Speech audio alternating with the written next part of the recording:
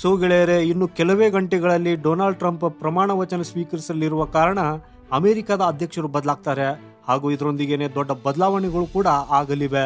ಇಲ್ಲಿ ಹೇಳಲಾಗುತ್ತಿರುವ ಮೊದಲ ಬದಲಾವಣೆ ಕ್ವಾಡ್ ಆಗಿರಲಿದೆ. ಯಾಕಂದ್ರೆ ನಿಮ್ಗೆ ಗೊತ್ತಿರಬಹುದು, ಸ್ವತಃ ಡೊನಾಲ್ಡ್ ಟ್ರಂಪ್ ಅವರೇ ಈ ಕ್ವಾಡ್ ಅನ್ನ ಪ್ರಾರಂಭಿಸಿದ್ದು ಆ ಗ್ರೂಪ್ ಅನ್ನ ಮತ್ತೆ ಪುನರ್ಜೀವನಗೊಳಿಸಿದ್ರು. ಹಾಗೂ ಇದು ಚೀನಾದ ವಿರುದ್ಧ ಸ್ಥಾಪಿಸಲಾದ ಸಂಘಟನೆಯಾಗಿದ್ದು ಭಾರತ, ಅಮೆರಿಕ, ಆಸ್ಟ್ರೇಲಿಯಾ ಮತ್ತು ಜಪಾನ್ ಅಂತ ಪ್ರಮುಖ ದೇಶಗಳನ್ನ ಒಳಗೊಂಡಿದೆ. ಆದ್ರೆ ಗೆಳೆಯರೆ, ಡೊನಾಲ್ಡ್ ಟ್ರಂಪ್ ಅವರ ಅಧಿಕಾರಾವಧಿಯಲ್ಲಿ ಈ ಚೀನಾ ಕ್ವಾಡ್ಗೆ ಹೆಚ್ಚು ಹೆದರ್ತಾ ಇತ್ತು.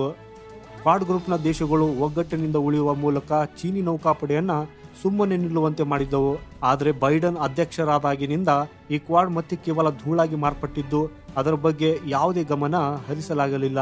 ಹಾಗೂ ಅಂದಿನಿಂದಲೇ ಚೀನಾ ದಕ್ಷಿಣ ಚೀನಾ ಸಮುದ್ರದಲ್ಲಿ ಸಾಕಷ್ಟು ಅವ್ಯವಸ್ಥೆ ಸೃಷ್ಟಿಸಿರುವುದನ್ನ ನೀವು ನೋಡಿರಬಹುದು.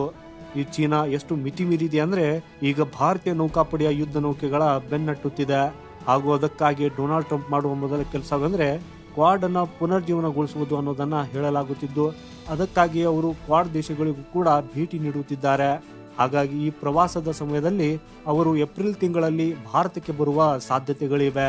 ಹಾಗೂ ಅದಕ್ಕಾಗಿಯೇ ನೀವು ನಿಮ್ಮ ಸ್ಕ್ರೀನ್ ಮೇಲೆ ನೋಡಬಹುದು, ವಿವಿಧ ಮಾಧ್ಯಮ ಮೂಲಗಳು, ವಿಶೇಷವಾಗಿ ರಕ್ಷಣಾ ಮೂಲಗಳು ಏನ್ ರಿಪೋರ್ಟ್ಗಳನ್ನ ಮಾಡ್ತಾ ಇವೆ ಅಂದ್ರೆ ಡೊನಾಲ್ಡ್ ಟ್ರಂಪ್ ಅವರ ಈ ಭೇಟಿ ಸಮಯದಲ್ಲಿ ಸ್ಟ್ರೈಕರ್ ICBS ವೆಹಿಕಲ್ ಒಪ್ಪಂದದಂತಹ ಪ್ರಮುಖ ರಕ್ಷಣಾ ಒಪ್ಪಂದಗಳಿಗೆ ಸಹಿ ಹಾಕಲಾಗುವುದು.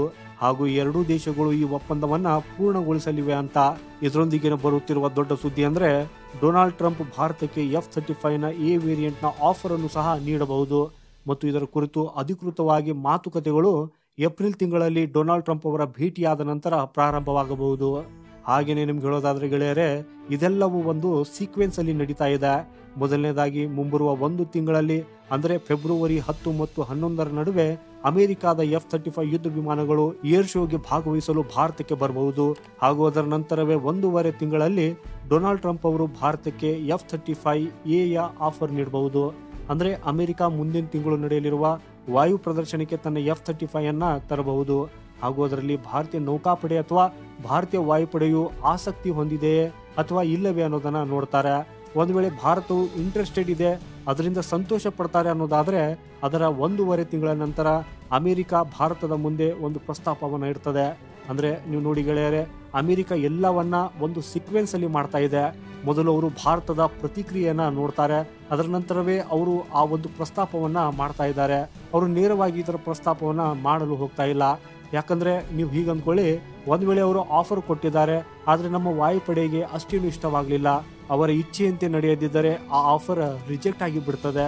ಸೊ ಇದು F-35 ಬಗ್ಗೆ ಪ್ರಪಂಚದಾದ್ಯಂತ ನಕಾರಾತ್ಮಕ ವಾತಾವರಣವನ್ನು ಸೃಷ್ಟಿಸುವುದಲ್ಲದೆ ಅದು F-35 ಗ್ರಾಹಕರ ಮೇಲೆ ಪರಿಣಾಮ ಬೀರ್ತದೆ. ಅದಕ್ಕಾಗಿ ಅವರು ಮೊದಲು ನಾವು ಭಾರತೀಯ ಸೇನೆಯ ಅಭಿಪ್ರಾಯವನ್ನು ತೆಗೆದುಕೊಳ್ಳುತ್ತೇವೆ ಮತ್ತು ನಂತರ ಹೌದು ಭಾರತ ಇದನ್ನು ಇಷ್ಟಪಡ್ತದೆ ಅಂತ ಅಮೆರಿಕನರು ಅಂದುಕೊಂಡ್ರೆ ಆಗ ಅದು ಅವರ ಪ್ರಕಾರ ಈ F-35 ನಲ್ಲಿ ಇನ್ನೂ ಸ್ವಲ್ಪ ಕಸ್ಟಮೈಸೇಷನ್ ಮಾಡಿದ್ರೆ ಇದು ಭಾರತಕ್ಕೆ ಅನುಗುಣವಾಗಿ ಆಗ್ಬಿಡ್ತದೆ ಅನ್ನೋದನ್ನ ಭಾವಿಸುತ್ತಾರೆ. ಸೊ ಈ ಲೆಕ್ಕಾಚಾರದಿಂದಲೇ ಅವರು ಭಾರತಕ್ಕೆ ತಮ್ಮ ಪ್ರಸ್ತಾಪವನ್ನ ಪ್ರಸ್ತುತಪಡಿಸಲಿದ್ದಾರೆ. ಆದ್ರೆ ನಿಮ್ಮಲ್ಲಿ ಹಲವರಿಗೆ ಒಂದು ಪ್ರಶ್ನೆ ಇರಬಹುದು, ಅಲ್ಲ ಭಾರತವು S-400 ಅನ್ನ ಹೊಂದಿದೆ, ಈ ಅಮೆರಿಕಾವು S-400 ಹೊಂದಿರುವ ದೇಶಗಳಿಗೆ ತನ್ನ F-35 ನ ಕೊಡುವುದಿಲ್ಲ. ಸೊ ನೋಡಿ ಗೆಳೆಯರೆ, ಅಮೆರಿಕಾಗೆ ಈಗ ಅಂತಹ ಯಾವುದೇ ಬಾಧ್ಯತೆ ಇಲ್ಲ. ಯಾಕಂದ್ರೆ ಅಮೆರಿಕಾಗೆ ಗೊತ್ತು ಭಾರತ ಒಂದು ವಿಶಿಷ್ಟ ದೇಶವಿದೆ ಅನ್ನೋದು. ಭಾರತವು ಹಲವಾರು ದಶಕಗಳಿಂದ ಅಮೆರಿಕದ ಪ್ರೀಮಿಯಂ ಶಸ್ತ್ರಾಸ್ತ್ರಗಳು ಮತ್ತು ರಷ್ಯಾದ ಪ್ರೀಮಿಯಂ ಶಸ್ತ್ರಾಸ್ತ್ರಗಳನ್ನ ಸೈಡ್ ಬೈ ಸೈಡ್ ಬಳಸುತ್ತಲೇ ಬಂದಿದೆ. ಭಾರತವು ಎರಡೂ ಸಿಸ್ಟಮ್ಗಳನ್ನ ಪ್ರತ್ಯೇಕವಾಗಿ ಯಶಸ್ವಿಯಾಗಿ ಬಳಸುವಲ್ಲಿ ಸಮರ್ಥವಾಗಿದೆ. ಹಾಗೂ ಭಾರತ ಇದನ್ನ ಬಹಳ ಹೆಚ್ಚಿನ ಪ್ರಮಾಣದಲ್ಲಿ ಯಶಸ್ವಿಯಾಗಿಯೂ ಕೂಡ ಮಾಡಿದೆ. ಅಮೆರಿಕ ಮತ್ತು ರಷ್ಯಾದ ಶಸ್ತ್ರಾಸ್ತ್ರ ಸಿಸ್ಟಮ್ಗಳಿರುವಂತದನ್ನ ಭಾರತವು ಎಕ್ಸ್ಚೇಂಜ್ ಆಗುವ ಅವಕಾಶ ಕೊಡಲಿಲ್ಲ. ಇದರಿಂದಾಗಿ ಎರಡೂ ಸಿಸ್ಟಮ್ಗಳ ಭದ್ರತೆ ಮತ್ತು ಗೌಪ್ಯತೆಯನ್ನ ಕಾಪಾಡಿಕೊಳ್ಳಲು ಸಾಧ್ಯವಾಗಿದೆ. ಹಾಗೂ ಭಾರತದ ವಿಷಯದಲ್ಲಿ ಇದು ಅಸಾಧಾರಣ ಪ್ರಕರಣವಾಗಲು ಕಾರಣವಾಗಿದೆ. ನಮ್ಮ ವಿಷಯದಲ್ಲಂತೂ ಇದು ಅಡ್ಡಿ ಆಗುವುದಿಲ್ಲ. ಆದರೆ ಭಾರತ F-35 ಖರೀದಿಸಬೇಕಾದ್ರೆ ಈ ಒಪ್ಪಂದವನ್ನ ಯಾವ ರೀತಿಯಲ್ಲಿ ಮಾಡಬೇಕೆನ್ನುವುದರ ಬಗ್ಗೆ ನಿಮ್ಮ ಅಭಿಪ್ರಾಯವನ್ನ ಕಮೆಂಟ್ ಅಲ್ಲಿ ಬರೆದು ಖಂಡಿತ ನಮಗೆ ತಿಳಿಸಿ. ನನಗೇನು ಅನಿಸ್ತಾ ಇದೆ ಅಂದ್ರೆ F-35 ಗಾಗಿ ನಾವು ಸ್ವಲ್ಪ ಹೆಚ್ಚು ಬೆಲೆಯನ್ನು ಪಾವತಿಸಬೇಕಾದ್ರೂ ಕೂಡ ಅದರ ಡೆಲಿವರಿ ಫಾಸ್ಟ್ ಆಗಿರಬೇಕು. ಹಾಗೂ ಇದರ ಜೊತೆಗೆ ಭಾರತೀಯ ವಾಯುಪಡೆಯ ಪ್ರಕಾರ ಕಸ್ಟಮೈಸೇಷನ್ ಕೂಡ ಅದರಲ್ಲಿರಬೇಕು. ಸೊ ಗೆಳೆಯರೆ, ಅದು ಏನೇ ಇರಲಿ, ಈ ಒಪ್ಪಂದದ ಬಗ್ಗೆ ನಿಮ್ಮ ಅಭಿಪ್ರಾಯವೇನು ಕಮೆಂಟ್ ಮಾಡುವ ಮೂಲಕ ಖಂಡಿತ ನಮಗೆ ಡಿಟೇಲ್ ಆಗಿ ತಿಳಿಸಿ.